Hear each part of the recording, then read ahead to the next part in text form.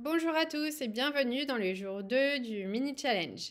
Alors j'espère que vous avez réussi à compléter l'exercice d'hier. Si vous avez des questions, vous pouvez me les envoyer directement sur mon email à l.delanois@casteldeza.com. Sinon, j'ai prévu un petit live de clôture qui sera jeudi prochain, le 22 à 17 h. Donc notez bien dans vos agendas et nous pourrons revoir et discuter en direct de vos remarques, commentaires et éventuelles questions. Donc hier, nous avons vu comment diagnostiquer la valeur d'une entreprise et comment ça pouvait s'appliquer à votre entreprise en particulier. L'idée de l'exercice, c'était donc d'identifier vos forces et vos faiblesses par rapport à cela.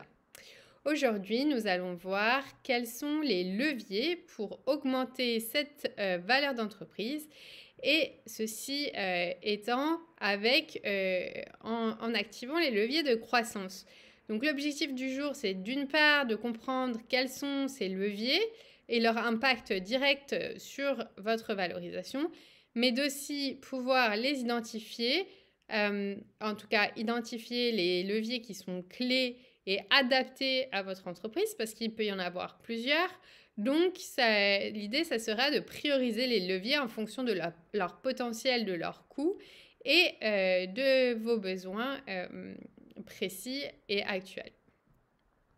Alors, qu'est-ce qu'un levier de croissance? Un levier de croissance, c'est une stratégie ou une action qui permet à une entreprise d'accélérer sa croissance, souvent avec un impact disproportionné par rapport à l'effort investi. L'exemple de levier, on peut citer évidemment l'amélioration des ventes, mais aussi les partenariats stratégiques, les acquisitions ou les levées de fonds. Donc l'amélioration des ventes, ça c'est un point essentiel finalement, puisque la mission d'une entreprise, c'est de répondre avant tout aux besoins de ses clients. Et donc, comment améliorer les ventes d'un point de vue financier? Eh bien, on peut regarder les indicateurs clés de performance. Donc, qu'est-ce qui constitue vos ventes? Généralement, ça sera le nombre de clients fois le prix du produit ou du service qui est vendu. Maintenant, il peut y avoir plusieurs axes de développement possibles.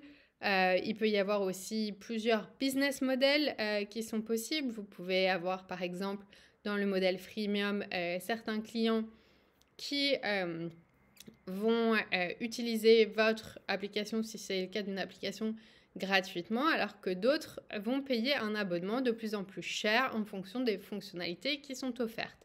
Et donc tout ça dépend essentiellement du positionnement de l'entreprise.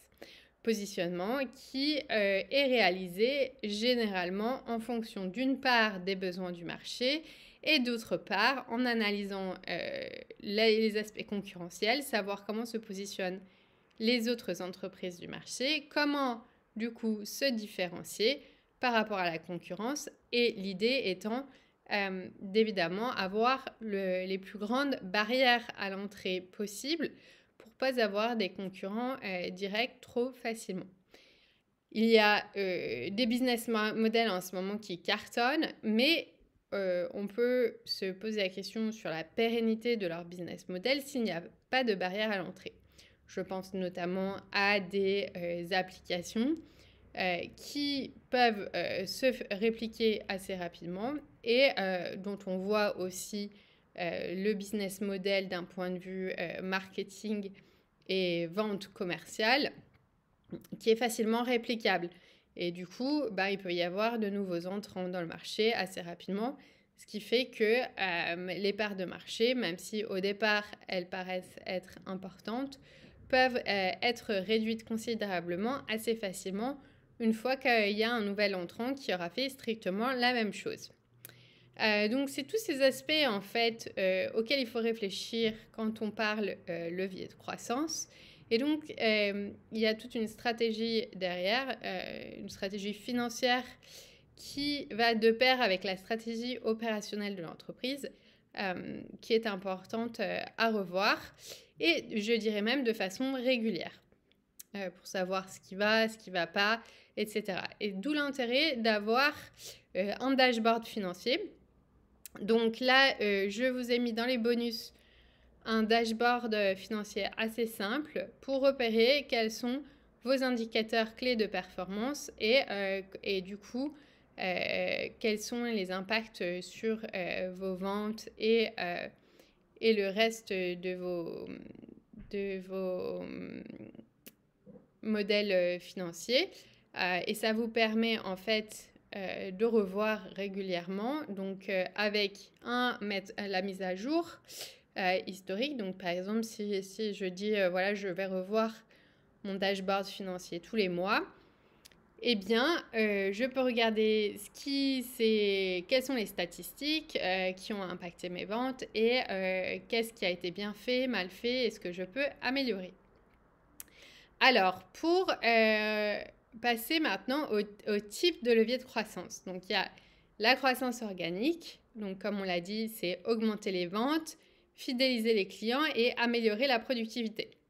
Il y a la croissance externe également, c'est-à-dire croissance par acquisition, partenariat stratégique, investissement externe. Donc là, c'est quand on commence à se développer en achetant des sociétés notamment qui peuvent être dans le même domaine ou pas, mais en tout cas pour lesquelles on trouve un intérêt stratégique et ce qu'on appelle des synergies. C'est-à-dire que ça va augmenter la valeur notamment parce qu'on combine deux sociétés ensemble, mais parce que va y avoir un potentiel supplémentaire en mettant les deux sociétés ensemble. Par exemple, une société qui a des clients sur un segment particulier et une autre qui adresse un autre segment marché, si on les met ensemble, on pourra offrir chacune de leurs produits à l'autre segment de clients. C'est des ventes croisées et du coup, ça augmente nécessairement le chiffre d'affaires. Il y a évidemment l'innovation qui passe par lancer de nouveaux produits et services et se différencier, on en a parlé, se différencier de la concurrence, les barrières à l'entrée, la profondeur du marché, tout ça sont des éléments importants. Et enfin, l'optimisation des coûts. Donc, comment réduire les coûts fixes et variables pour améliorer la rentabilité. Il faut toujours avoir en tête, du coup, comme on l'a dit la dernière fois, que les valorisations, c'est essentiellement soit des multiples, soit des projections financières, mais ça sera toujours sur le chiffre d'affaires et la rentabilité, principalement. Donc, comment on identifie ces leviers qui sont les plus adéquats pour son entreprise? Eh bien, d'abord, il faut évaluer ses ressources. Quelles sont les forces, l'équipe, le réseau, les financements? L'analyse de marché, à ne pas négliger du tout, très importante. Connaître la concurrence, voir copier-coller des business models qui existent déjà et qui marchent. C'est tout à fait utile. Et surtout, l'idée, c'est de savoir comment capter le plus de parts de marché possible. Il y a également le fait d'examiner les tendances. Donc, quels sont les leviers de tendance de croissance populaire dans le secteur? On pense évidemment à l'IA aujourd'hui. Comment ça peut impacter de façon positive, pas négative. Il faut vraiment le voir sous cet angle. Le chiffre d'affaires et aussi l'efficacité dans la société. Comment, par exemple, optimiser les processus.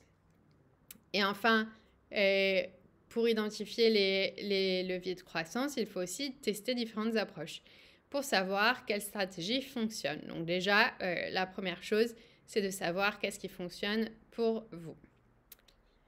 Alors, si on prend des exemples concrets maintenant, donc il y a la levée de fonds. Si vous cherchez à accélérer votre développement, la levée de fonds peut être un levier puissant, par exemple, pour financer la croissance, si vous avez des recrutements à effectuer, si vous voulez développer des technologies en interne. Il y a les partenariats stratégiques, donc créer des alliances avec d'autres entreprises pour toucher de nouveaux clients au marché. Ça marche très fort dans le développement stratégique à l'international, notamment pour les marques qui n'ont pas de présence dans de nouveaux marchés. Donc, l'idée, c'est d'avoir ce qu'on appelle une joint venture 50-50 avec un acteur local qui va rendre visible la marque. Et donc, ça va permettre à la marque de s'implanter par la suite dans le pays en question. Et enfin, il y a l'amélioration de la rentabilité. Donc, comment optimiser les ressources internes pour augmenter les marges sans augmenter les coûts. Donc, maintenant, on va voir de façon pratique comment prioriser ces leviers de croissance. Donc, il faut d'abord évaluer l'impact potentiel de chaque levier. Quelle croissance pouvez-vous en attendre? Je dirais d'ailleurs que le mieux, c'est d'évaluer l'impact potentiel d'une part sur la rentabilité éventuelle et le risque associé. Le risque, c'est le coût et les ressources nécessaires, mais c'est aussi tous les autres risques qu'il peut y avoir, comme par exemple des risques réglementaires, d'autres obstacles qui peuvent se présenter. Donc, regardez vraiment combien cela coûtera en termes de temps, d'argent et de ressources. Enfin, il faut sélectionner les leviers les plus efficaces à prioriser en fonction du retour sur investissement, de l'impact rapide, mais également du risque éventuel. Et donc voilà, on arrive déjà à la fin de cette seconde vidéo. Aujourd'hui, vous avez appris à identifier les leviers clés pour la croissance de votre entreprise. Vous avez également cartographié vos leviers actuels et identifié des leviers potentiels. Donc ça, je vous propose de faire l'exercice plus approfondi qui est à télécharger ci-dessous. Donc ci-dessous, vous avez la présentation, les quelques slides résumés de cette vidéo, avec à la fin l'exercice à effectuer par vos soins pour cartographier vos leviers actuels. Et la prochaine étape, c'est comment activer ces leviers et optimiser vos ressources de financement. On verra ça lundi parce que du coup, ce week-end, il n'y aura pas de vidéo. Ça vous permet de relire si nécessaire, de regarder les vidéos du jour 1 et du jour 2. Et je vous retrouve du coup lundi pour une nouvelle petite vidéo avec des exercices pratiques. D'ici là, je vous souhaite un excellent week-end. À très bientôt!